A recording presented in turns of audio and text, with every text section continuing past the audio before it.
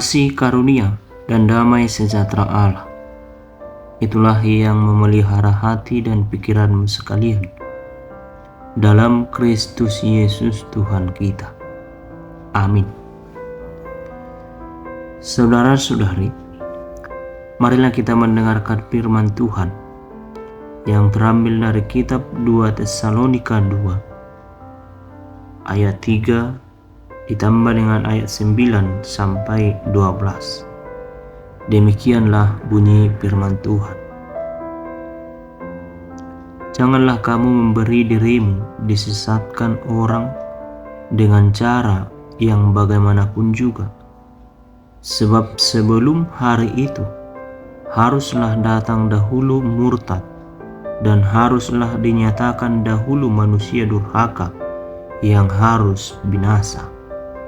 Kedatangan si pendurhaka itu adalah pekerjaan iblis, dan akan disertai rupa-rupa perbuatan ajaib, tanda-tanda dan mujizat-mujizat palsu, dengan rupa-rupa tipu daya jahat terhadap orang-orang yang harus binasa, karena mereka tidak menerima dan mengasihi kebenaran yang dapat menyelamatkan mereka. Dan itulah sebabnya Allah mendatangkan kesesatan atas mereka, yang menyebabkan mereka percaya akan dusta, supaya dihukum semua orang yang tidak percaya akan kebenaran dan yang suka kejahatan. Demikianlah pembacaan firman Tuhan. Saudara-saudari, dalam masa minggu-minggu Advent ini, kita bersama-sama sedang diingatkan akan masa penantian kedatangan kembali Tuhan Yesus Kristus ke dunia. Dalam masa ini, banyak hal yang bisa terjadi dan mengganggu iman kita kepadanya, terlebih membuat kita tidak betul-betul siap dalam menyambut kedatangannya. Melalui bacaan renungan harian kita ini, kita dapat melihat bahwa jemaat Tesalonika sedang dibingungkan oleh beberapa pengajar yang menyandarkan ajaran mereka kepada ilham roh atau kutipan yang tidak utuh daripada rasul, seperti ayat 1-2.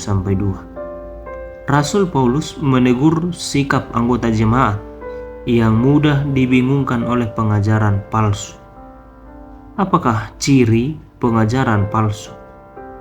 Yakni ketika ajaran tersebut membawa kita tidak lagi melihat kepada Allah,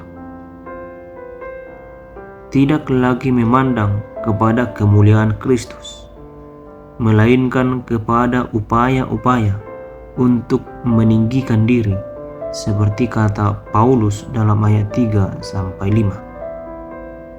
Dalam ayat 9, Paulus juga menguraikan bahwa si pendurhaka akan datang dengan berbagai macam perbuatan ajaib, dengan berbagai macam tanda-tanda dan mujizat, dan sesungguhnya tujuan utamanya adalah untuk menyesatkan orang-orang percaya agar iman mereka tidak lagi diarahkan kepada Kristus, melainkan hanya kepada apa yang tampak di hadapan mereka, hanya kepada keinginan dunia.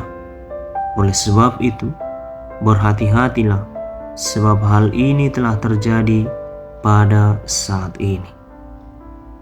Saudara-saudari, sepanjang sejarah perjalanan gereja Tuhan, akhir-akhir ini kita sering menjumpai pengajaran-pengajaran yang ekstrim tentang akhir zaman.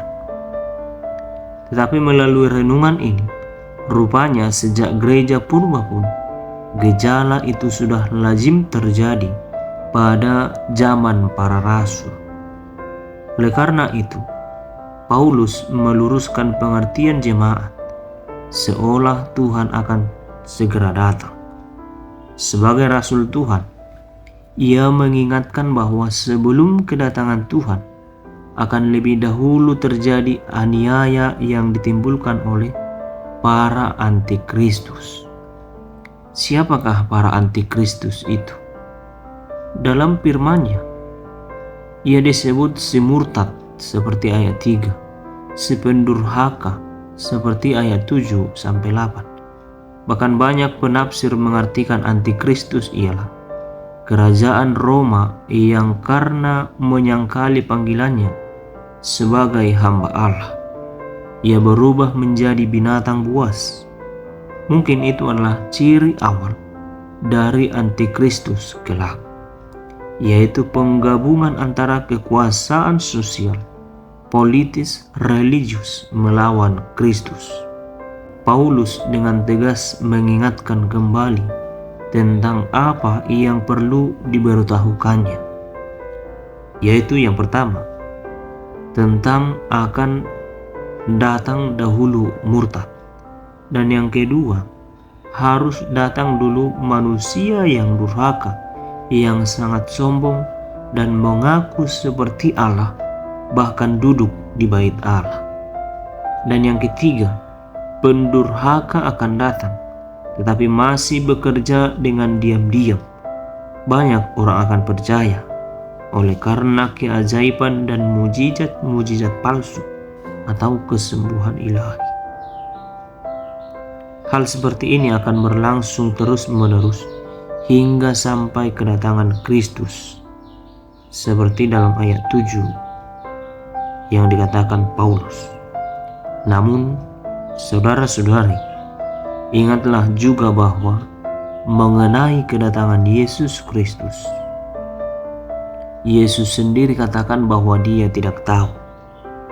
Yang pastinya, kedatangan Yesus Kristus yang kedua kali hanya Allah yang tahu. Pada saat ini, banyak penipu yang dengan beraninya mengklaim dirinya telah mendapat wahyu dari Tuhan mengenai kedatangan Yesus Kristus. Mengklaim dirinya memiliki kuasa rohani, namun sesungguhnya tujuannya adalah keinginan duniawi yang menyimpangkan Kristen dari mempercayai kebenaran kepada kesesatan yang mengutamakan duniawi. Dan lihatlah, kebanyakan yang paling mudah ditipu adalah para masyarakat kecil, para orang-orang muda, atau termasuk setiap orang Kristen yang mengalami malapetaka dan kemalangan dalam berbagai aspek kehidupan, sehingga merindukan kelepasan dan damai sejahtera.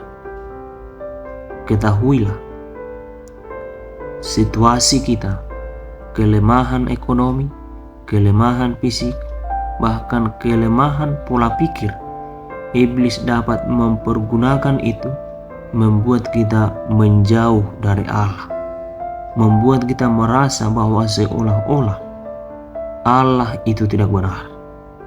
Oleh karena itu, agar kita tidak tertipu dengan para serigala-serigala berbulu domba, hendaklah kita harus fokus pada Yesus Kristus yang tersalib, dan hendaklah kita menghidupi firman-Nya. Firman Tuhan menyatakan bahwa orang-orang yang melakukan kedurhakaan akan dibinasakan oleh Tuhan Yesus Kristus. Apabila kita menyerah, apalagi mengikuti tanda-tanda palsu dan tipu daya jahat mereka, kita telah melepaskan kebenaran Allah dan tidak ada bedanya dengan orang-orang yang harus binasa, yakni orang-orang yang tidak beriman.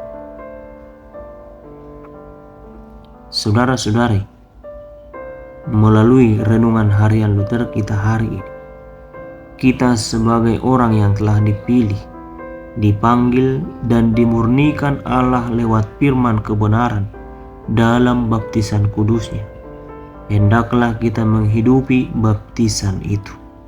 Kita telah dijadikannya menjadi manusia baru oleh kuasa Allah. Kita telah diundang untuk terus-menerus meletakkan kasih Kristus sebagai yang paling utama dalam pikiran, sikap, dan hidup kita. Itulah sebabnya kita harus menjadikan firman kebenaran Allah sebagai landasan hidup, di mana Kristus sendiri telah mempersatukan dirinya kepada kita lewat tubuh dan darah Kristus. Maka hendaklah buah segala pikiran dan perbuatan kita berasal dari Yesus Kristus. Menjelang hari Tuhan, dunia akan semakin menyombongkan diri dan disesatkan oleh banyak kebohongan. Tapi justru karena itulah kita sebagai umat Allah, orang-orang yang ditebus Allah, hendaklah kita harus semakin waspada. Kita harus semakin memperdalam iman kita kepada Tuhan dan mendekatkan diri kepadanya. Dan hendaklah bersama semua umat beriman, kita harus mengandalkan kekuatan dari Tuhan saja, dan dengan penuh hidup dan berbuah di dalam Kristus. Sebab itulah pagar iman bagi kita dan bukti bahwa kita menantikan kedatangan Kristus. Kiranya kasih setia Allah Bapa, Anak, dan Roh Kudus menolong kita. Amin.